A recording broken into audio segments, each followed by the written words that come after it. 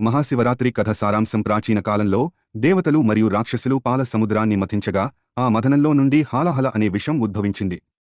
ఆ విషం ప్రపంచమంతా నాశనం చేయబోతున్నదని భయపడి దేవతలు లార్డ్ శివుడి ఆశ్రయానికి వెళ్లారు. శివుడు ప్రపంచాన్ని రక్షించేందుకు ఆ విషాన్ని తన గొంతులోకి తీసుకుని మింగలేదు, తాను తట్టుకున్నాడు. ఆ విష ప్రభావంతో శివుడి గొంతు నీలంగా మారి ఆయనకు నీలకంఠుడు అనే పేరు వచ్చింది. ఆ రాత్రి నుంచి శివుని త్యాగాన్ని గౌరవించేందుకు మహాశివరాత్రి అనే పర్వదినాన్ని జరుపుకోవడం ప్రారంభమైంది.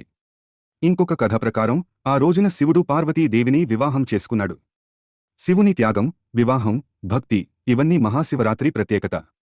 ఆ రాత్రి జాగారం చేసి శివలింగానికి అభిషేకం చేసి ఓం నమః శివాయ మంత్రాన్ని జపించడం భక్తుల ఆనవాయితీ. ఈ కథ మనకు చెప్పేది, బాధలు వస్తే భయపడకూడదు, ధైర్యంగా, సహనంతో, నిజాయితీగా ఉండాలి. శివుడి ఆశీస్సులతో మనం ప్రతి సమస్యను జయించగలం. హర హర మహాదేవ్. ఓం నమః శివాయ.